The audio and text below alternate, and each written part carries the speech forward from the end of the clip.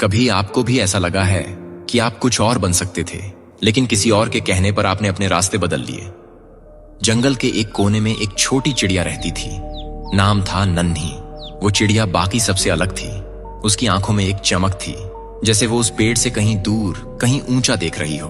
वो अक्सर पूछती, हम हर दिन यही उड़ते हैं, बस तालाब, जामुन का पेड़ और वापस घोंसला।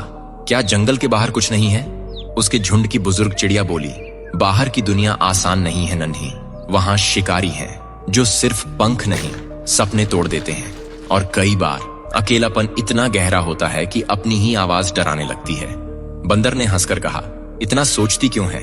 उड़ तो सकती है, लेकिन क्या लौट भी पाएगी? नन्ही चुप रही, लेकिन उसके भीतर कुछ लगातार बोल रहा था, अगर मैं नहीं गई तो मैं कभी जान नहीं पाऊंगी कि मैं क्या हूं। और एक सुबह जब सब सो रहे थे, वो उड़ गई, बिना बताए, बिना रुके। ऊंचाई जैसी उसने कभी महसूस नहीं की थी।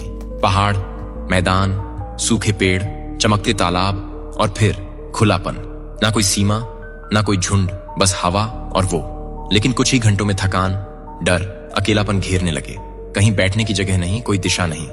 उसने खुद से पूछा, क्या मैंने गलती कर दी? और तभी एक दूर की चिड़िया दिखी जो मुस्कुराते हुए बोली, हर उड़ान में डर होता है, पर अगर तू रुकती तो तू ये कभी जानती ही नहीं कि तुझमें इतना दम है।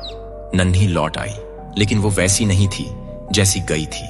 उसके पंखों में अब उड़ान से ज्यादा विश्वास था। उसने बाकियों को वो दुनिया दिखाई जो किसी ने देखी ही नहीं थी। हम सभी उस नन्ही चिड़िया की तरह हैं। हमारे अंदर कुछ और बनने की चाह होती है, कुछ और देखने की, कुछ नया करने की। लेकिन हमारा झुंड यानी समाज, परिवार, दोस्त अक्सर हमें सुरक्षा के नाम पर रोकता है।